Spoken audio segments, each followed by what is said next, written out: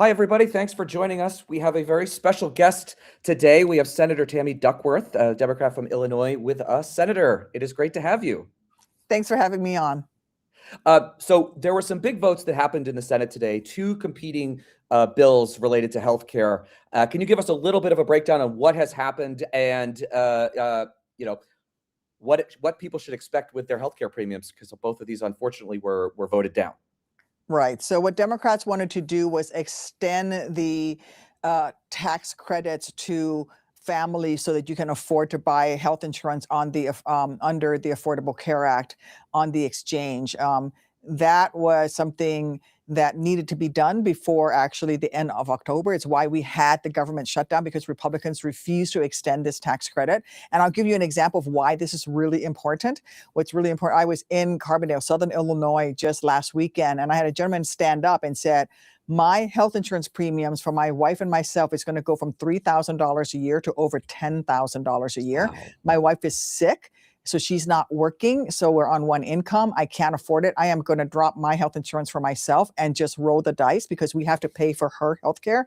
And even with that, with this increase, we're probably going to have to make decisions, some tough decisions on what medications we can afford to buy for her and what she's going to have to go without. No American should have to go through this. We're the richest country on the face of the earth. This is inhumane. And my Republican colleagues refuse to extend these tax credits for hardworking Americans who really deserve to have health insurance. Yeah, I mean, it's completely absurd. And I think, and also the reason that they did this, right, was to pass a massive tax cut for millionaires and billionaires, people who do not need any money, and they're doing it on the backs of poor and working class Americans. So what are, I know you've given that one example, but I assume you are hearing from people in Illinois all across the state that are telling you that this is going to be devastating for them. It's going to be devastating for people.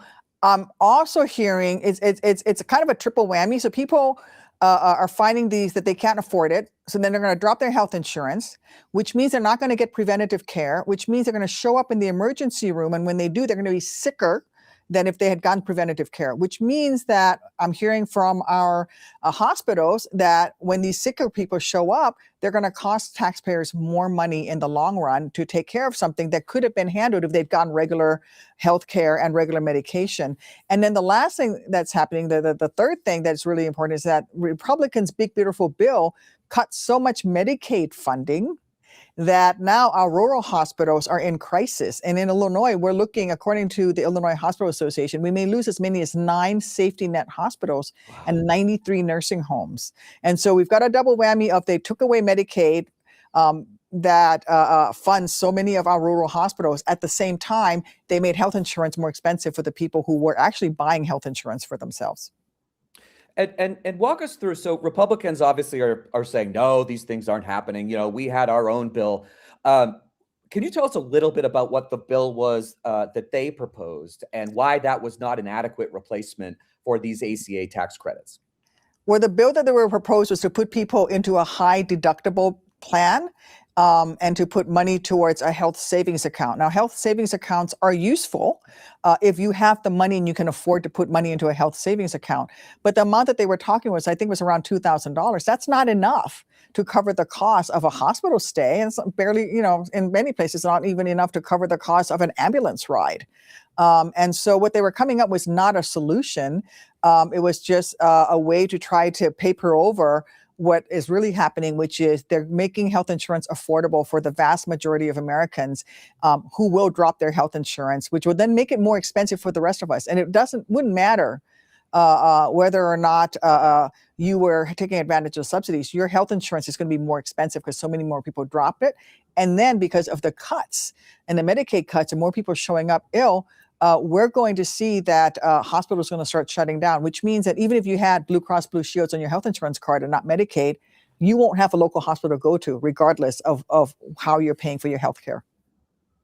Yeah, I mean, it's absolutely devastating. We are hearing the same things across the country, that people are saying that their premiums are going up 100, 200, 300%. And I think a lot of people don't understand this isn't just about Medicare recipients and Medicaid recipients. This is about people who are on employer-based healthcare plans, because the costs are no longer being spread out amongst a lot of people. So everybody pretty much is going to see massive increases in their healthcare plans. And so I guess one question for you, Senator, is what can people do about this? Like, obviously, the country seems very angry that Republicans are doing this, even though they continue to go down this path. What would you recommend to both people in Illinois and across the country to try to push these Republicans to actually do the right thing and save these tax credits? Well, absolutely. If you're in a Republican district, if you have a representative or a senator who's a Republican, reach out to them and make sure they understand what this is going to cost you and how upset you are about it, and then turn out to vote. Voting matters. And my Republican colleagues continue to vote for Elon Musk to get a over $300,000 tax cut and to take away health insurance from the average family who, they're just trying to pay for their own health insurance and get by. Yeah, I think one of the things that a lot of folks are confused about is that veterans' health care is not safe right now either. The Trump administration is doing everything that they can to undermine the entire VA healthcare system and to, at the same time, take money away from it, push veteran patients out into the private sector where there's also a shortage of providers. So what they're doing is they're saying, and I heard on CNN Senator Ron Johnson talking about this yesterday, that the free market that they're putting veterans and ever more Americans into is not cheaper. It is devastating, and it is going to leave everyone with just even more debt than they've got.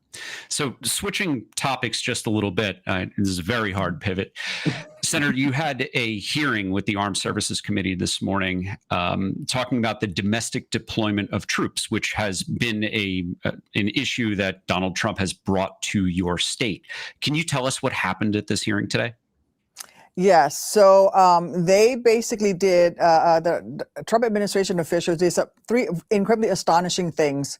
One, they refused to rule out the possibility that this mission could expand beyond federal protection. In theory, these troops are there to protect federal property from rioters and federal officials like DHS and ICE agents from violent rioters. So their job is to protect the feds and to protect federal property. But in this hearing, they said, you know what, we can see us expanding beyond this federal protection mission. And in fact, Secretary Hegseth has ordered a special unit be formed in the National Guard in order to be a quick reaction force to respond on a policing function, which, by the way, is illegal. They also refused to rule out the possibility that troops could be deployed for that law enforcement function. And they argued that they can actually do this because the governors of some of these states are supportive of it. But so then what you have is in Illinois, our governor said, no, you can't activate our military to do a law enforcement function. So they sent in Texas National Guard. Mm-hmm. So now you have Texas National Guard approved by the governor of Texas to come do law enforcement function in Illinois. Again, completely unconstitutional. And then the third thing, which is incredibly worrying to me, is that they would not commit to providing legal protection for service members who try to protect civilians from federal agent abuse. So in Illinois, we have seen videos of federal agents slamming children to the ground. There was a sniper on the third floor of a building who shot a priest who was praying in the head with pepper bullets. And so if a National Guardsman stepped forward to help that child that's being, violently slammed to the ground by a federal agent, they could come under legal jeopardy under the military for not, for stepping in. And the DoD said, you know what, we're not going to provide legal protection. So they're putting our military men and women in legal jeopardy.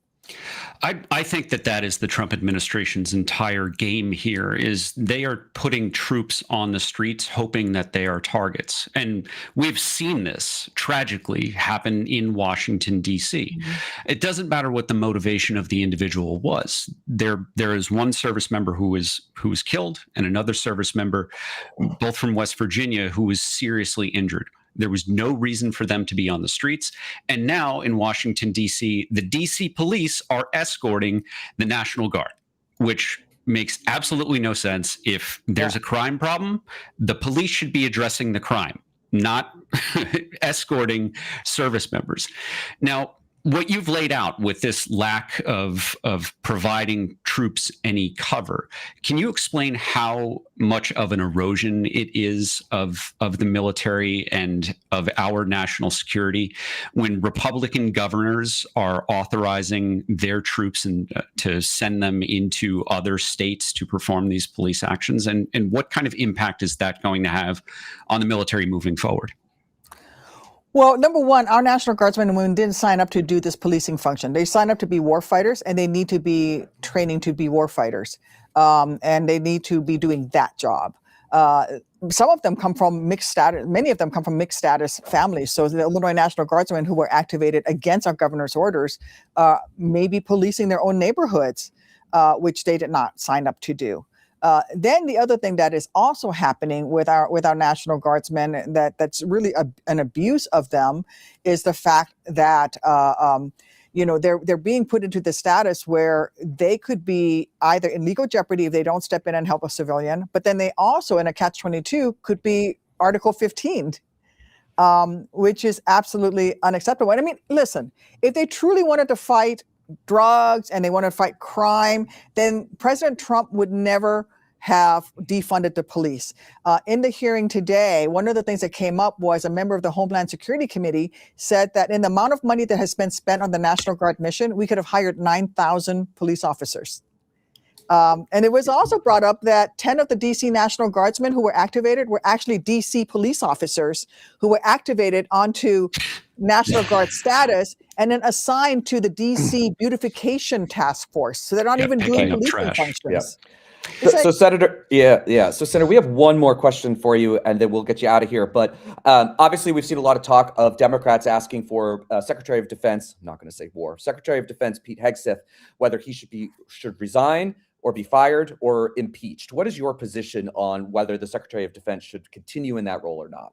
He should be fired. He should resign. This is the least qualified Secretary of Defense in our nation's history. The only one thing that he's good at is sucking up to Donald Trump, which is why he keeps filling up. And he is, remember, he was deemed to be problematic to actually provide security during the inauguration, and now he's Secretary of Defense. And you see that he's, providing classified information on our troops' movements. He is doing things that are blatantly illegal. But this president, likes guys who suck up to him, and so he's keeping his job, I guess. But that puts our military men and women in jeopardy, and I worry that the American people are going to lose trust in our nation's military, and that's going to be dangerous for all of us. Do you think that Republicans are fed up enough that impeachment of Hegseth could be on the table if Donald Trump refuses to fire him? I don't know that they're fed up enough. I think they're not scared enough of losing their jobs, right? My Republicans who actually were willing to stand up are no longer in Congress or are retiring. And now what we have are a bunch of people who will do whatever they need to in order to keep their jobs. And that means kneeling down, bending the knee to Donald Trump and whatever illegal thing he wants to do, and justifying, all of these erosions of norms in our country, and also jeopardizing our democracy. Well, Senator, thank you very much for this. I know you've got to run, but we really appreciate everything you're doing to hold the Trump administration accountable. And we'll hopefully have you back on soon. And thank you for all you're doing to